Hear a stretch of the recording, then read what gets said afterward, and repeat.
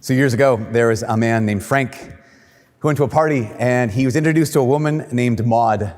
And Maud was a student at Cornell. Ever heard of it? And Frank's cousin said, "Frank, I am happy to introduce you to Maud Gage. I am sure that you will love her."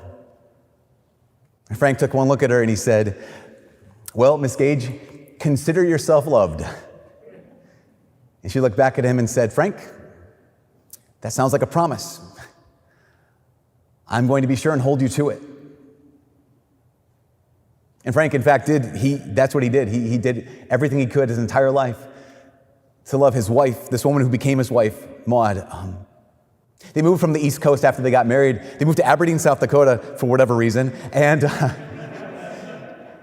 And they had 4 boys. And like a lot of dads, Frank told his boys stories. He just made up stories and told them about boys who lived on the plains of South Dakota and about like the weather of South Dakota and the storms and the tornadoes and about boys who would go off to distant lands and have all these adventures. Maud loved these stories that Frank would tell their sons, and she encouraged Frank to write them down. And so he started to a little bit. Maud had a sister named Helen, and Helen had a little girl that Maud absolutely fell in love with. Little baby named Dorothy Louise Gage. And I don't know why, Maud had her own kids, she had her own sons, but for some reason, this little baby just captured Maud's heart. And the problem is, Dorothy also broke Maud's heart. Because when she was about 1 year old, this little baby got sick and then just grew weaker and weaker and then died. And her aunt Maud had given her heart away, and it was taken. It was wrenched. It was broken. And Frank, who promised to do everything he could to love her, he would have done anything to heal Maud's heart, but all he had was his stories. And the question is, what good are stories? What are stories able to do in the midst of a world that can break your heart? This question, what are stories able to do in the midst of a world that can break your heart? Because honestly, that's the world you and I live in, right? We live in a world that can and will break our hearts. Kind of reminds me of that quote we mentioned a couple weeks ago from C.S. Lewis, when he said, "Love anything and you risk your heart being wrenched and possibly broken. Give your heart to anything and it will be broken." And I know that you've experienced this. I think sometimes people say, "Oh, Father, you work with college students, they haven't had the chance to really suffer yet." And I know that's not true. I know that many of you have suffered greatly. You have experienced loss. You've experienced betrayal. You've experienced people who are taken away, or sometimes worse, people who walk away. So the question keeps coming back up, right? How do you make it in a world? How do we get through a world that will break your heart? I think a lot of times we have 2 options. Our 2 options are either I'm going to keep my heart soft. Like, I'm not going to be someone who becomes bitter, so I'm going to keep my heart soft. Or we make the other decision and we say, I'm not going to get hurt. I'm going to callous my heart. And those seem like our only 2 options, right? Either keep your heart soft and protect it, or make your heart calloused. And you get hurt every time. If you've decided to make your heart soft, every time we get hurt and we think, well, this is what it is to be hope, and it just gets beat up every time. Or if we've decided, no, I'm going to let my heart become calloused, then basically I'm just going to turn off the emotions. The problem with that is this. The problem with that is whether our heart is soft or calloused, whether our heart is weakened or hardened, we end up with the same thing. We end up with a heart that is unable. Whether you've decided to have a soft heart or to have a calloused heart, we end up with the same kind of heart, a heart that is unable. Because a calloused heart, it's unable to be hurt. Yeah, that's awesome. It's unable to be broken. It's unable to feel, but also it's unable to grow. A calloused heart is unable to be comforted. A calloused heart is unable to love. A calloused heart is unable to be loved. And a calloused heart is unable to trust. A soft heart is just as bad. A weak heart is unable to stand. A soft heart is unable to try. A soft heart is unable to be bold. It's unable to withstand the harsher realities of this world. A soft heart is unable to love back.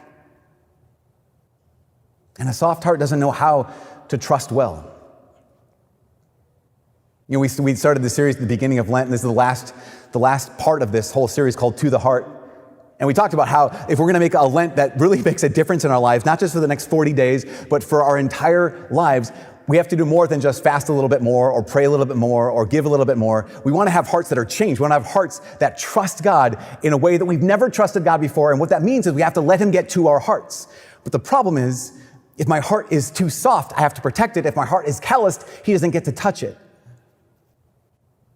So God has to be able to get to the heart. Now, I don't know if you've ever thought about this, like in life, in this world, have you ever wondered if it would just be simpler to just be soft or calloused? If you ever wondered if it would even better, if it would be even better if you just didn't have a heart? Or if you've ever really, really experienced that pain, sometimes it's like just maybe it would be better to not even have a heart in the first place. If it can be broken like Maud's heart was broken. You know, Frank, he said, I wish I would do anything. I would do anything to heal this heart of my wife. But all I have is my story. So what he did, he took his stories. He took his stories about these boys living on the plains of South Dakota. And he said, well, instead, I'll change the title character, change the protagonist to a little girl. And she'll be precocious and adventurous and curious. And instead of living in the plains of South Dakota, she's going to live on the plains of Kansas. And she's going to be raised by her aunt, Maud. And she'll call her Auntie M. And he changed the name of this little girl who died, Dorothy Louise Gage, to Dorothy Gale. And she was transported to a far-off country, far-off land, where she met a lion without courage, and she met a scarecrow without a brain, and she met a tin man without a heart. All these characters, all unable to be brave, unable to be wise, unable to love. And there's a scene in the book, if you ever read the book, there's a scene where the Tin Man goes to the Wizard of Oz and he tells him, here's what I want. I want more than anything else. I want to have a heart. And the Wizard of Oz says back to the Tin Man, he says, I think you're wrong to want a heart. It makes most people unhappy. If you only knew it, you're in luck not to have a heart. Easier not to have a heart. Again, here's the wizard saying, I think you're wrong to want a heart. It makes most people unhappy. If you only knew it, you're in luck not to have a heart. Maybe it'd just be easier, right? Maybe easier to have a callous heart or a soft heart or a numb heart that was unable. Easier to not have a heart at all. But here's the thing, is what the Wizard didn't know, the Wizard of Oz didn't know, is that the Tin Man wasn't always a Tin Man. That if you've ever read the books, the Tin Man started out as a real man. And when Dorothy and the Scarecrow come upon the Tin Man in the woods, and he's all, frozen solid or rusted solid, he tells them his story. And here's the story. It's kind of a longer piece of the thing, but if you've only seen the movies, you might not know this. And so it goes on. And he says to Scarecrow and says to Dorothy, he says, before this moment, he said, I was in love. I was a real man, and I was in love with this Munchkin maiden. This beautiful Munchkin maiden who worked for this mean old woman. And so I fell in love with her, and I wanted to marry her. So I worked very hard at my wood chopping. He was a woodcutter. Worked very hard at my wood chopping so that I could take her away from this mean old woman and we could be together as husband and wife. But the wicked old woman did not want that to happen, so she asked the Wicked Witch of the East, and the Wicked Witch of the East cast a spell on my axe.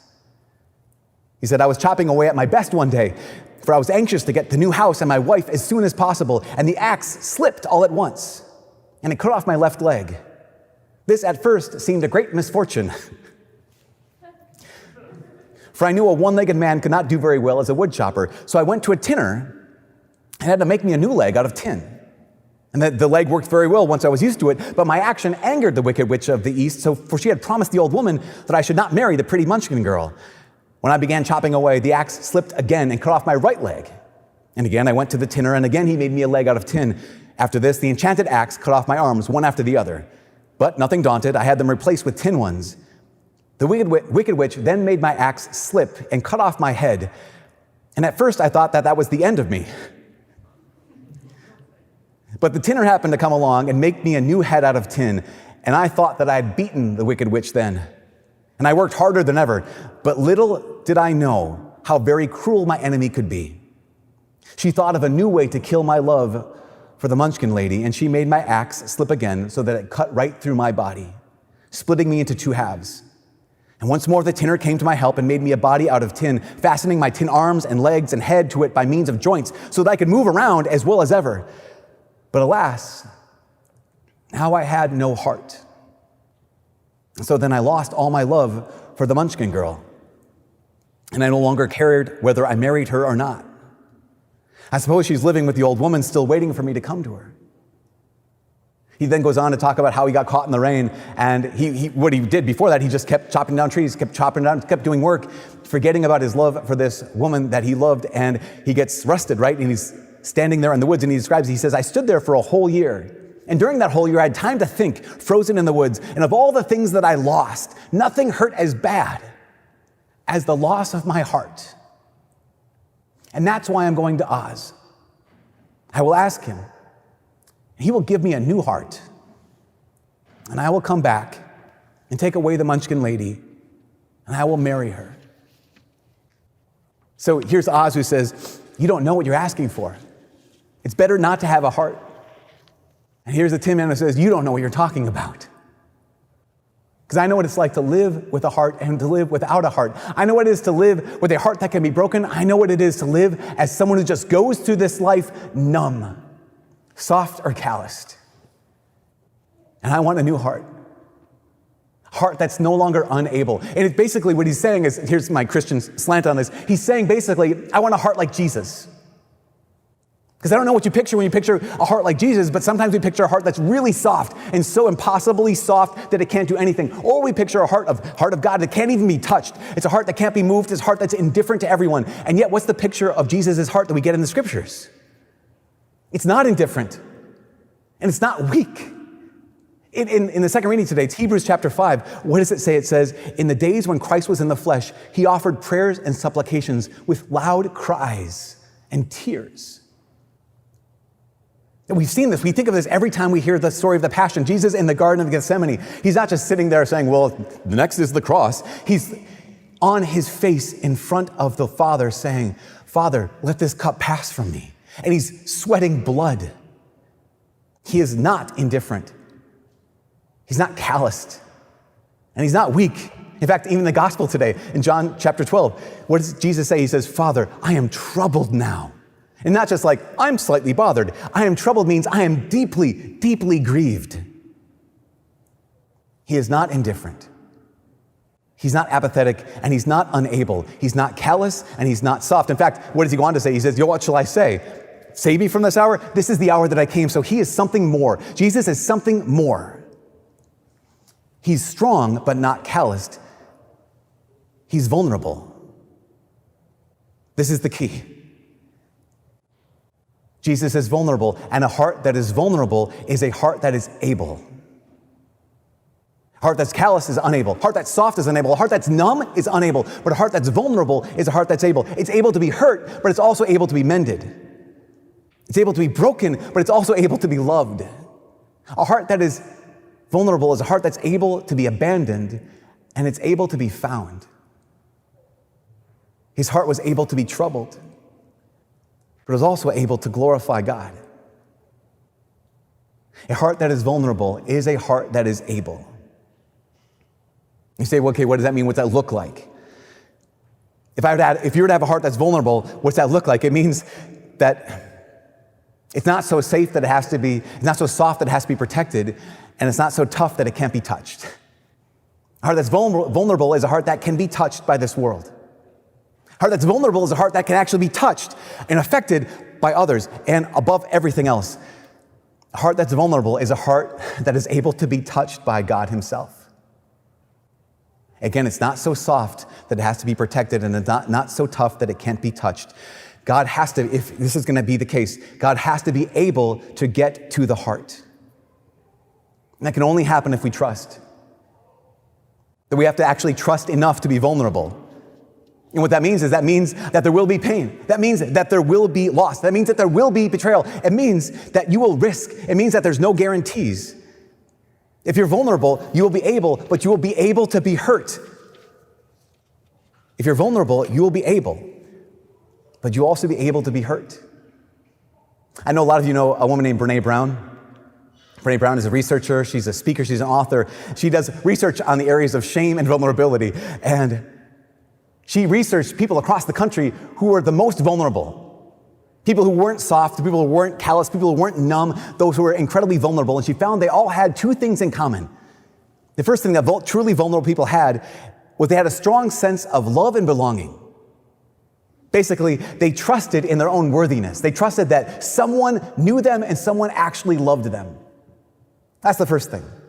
They trusted that someone knew them and someone actually loved them. And the second thing that every vulnerable person had in common was they didn't talk about vulnerability as something being comfortable or safe. And they didn't talk about it as being something that was excruciating. They simply talked about it as something that was necessary. They weren't vulnerable because it was easy. They weren't vulnerable and it was awful. It had to be. They had to be vulnerable. It was necessary because they realized in my life, in order to be able, I have to be vulnerable. And this is the thing for all of us. These two things. If you trust that you've been made on purpose, if you trust that God actually knows you and loves you, then you have everything you need. You have everything you need to be vulnerable. That your life is not an accident. That even when everyone else just hurts and walks away, here is God who actually sees the hurt and comes close. I think because of us knowing that we're loved, the fact that you know you're loved, it means you have to be vulnerable. Because you know you have to be able. That you have to be able to love. You have to be able to belong. You have to be able to fulfill the purpose that God made you for. And we realize that being vulnerable is risky. Because as I said, there's no guarantees. It means you'll be able to fail. If you're vulnerable, you'll be able to fall. If you're vulnerable, you'll be able to break and you'll be able to be betrayed. And all of that stuff can just make us so anxious, right? It's just like, as I'm saying all these things, you're like, okay, I'm getting more stressed out, Father. Every moment you tell me that if I'm going to be vulnerable, I'm going to be able to be broken. Yes, and we get stressed. And what do we do when we get stressed? What do most people do when they get stressed? We get anxious. We just decide to numb ourselves. And what happens when we numb ourselves is we just scroll. I don't want to have to think about this. I don't have to feel what I'm feeling. And so I just keep scrolling. Or we binge. You know, any kind of binging, you guys know this. Even if, as I binge on a TV show, at some point there's what they call the Law of Diminishing Returns, right? At some point, the awesome TV show is like, we need to take a break. But if I can't take a break, what am I doing? I'm numbing. Same thing is true when it comes to alcohol. Alcohol's great. But if I keep drinking it and I can't stop, what am I doing? It's no longer great. I'm numbing. Or food. I'm binging on this and it's not great. I'm just numbing. Or sleep. I'm binging on this. I'm just numbing. And one of the things Brene Brown points out is she says that it's impossible to selectively numb ourselves. We can't selectively numb ourselves. We can't selectively numb the pain and not also numb the joys of life. Because if I numb the pain, I'm also numbing the joy. If I numb the anxiety, I'm also numbing the peace. If I numb my grief, I'm also numbing the potential for healing. And if I numb my heartbreak, I'm also numbing my ability to love. So what do I do? What do we do? We have to choose vulnerability. Which means what? It means that if you're going to be vulnerable, that you can get messed up. I remember we had a student years ago who pointed out the difference between being transparent to people and being vulnerable with people. And she gave the example, she said, if you're transparent to somebody, it's like you're in a fishbowl and they're on the outside and they can see everything in the fishbowl. That's being transparent. But if you're being vulnerable, this means you're inviting them into the fishbowl. And if they're in your fishbowl, they can move stuff around. If they're in your fishbowl, they can make the fishbowl messier than you wanted it. If they're in your fishbowl, they can leave a mark. Because that's what it is to be vulnerable. It means that someone is able to leave a mark. When it comes to being vulnerable to God, it means that God can leave a mark. He can leave a mark on your heart. That's the first reading today, Jeremiah 31, where God basically promises, I'm going to leave a mark on your heart. If you let me come close, I will leave a mark on your heart. In fact, he says it like this. It says, in our translation, it says, I will write my law on their hearts. But another translation says, I will engrave my law on their hearts.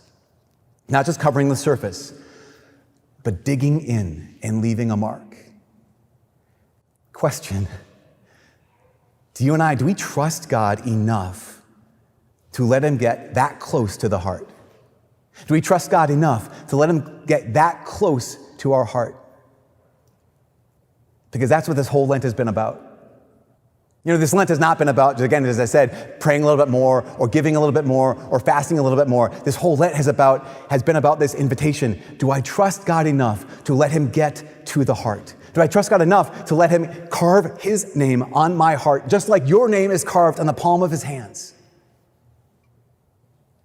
Frank Baum, he couldn't heal his wife's heart. But she trusted him, and because of that, he could touch her heart.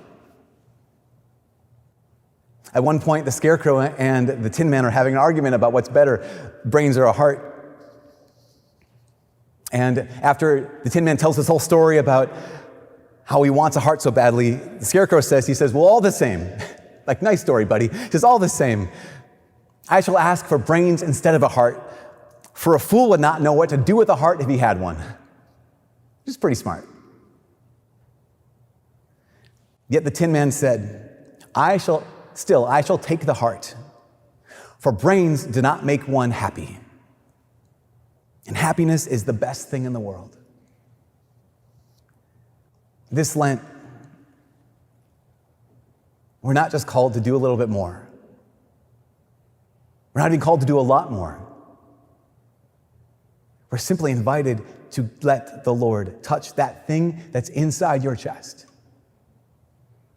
To trust him enough to let him touch that thing and engrave his name, engrave his law, and engrave his love on that thing in your chest. That so often is unable to stand, unable to move, unable to trust. But if we choose to trust, then we can be vulnerable, which means we will be able to be hurt, able to be broken. But beyond everything else, we'll be able to love.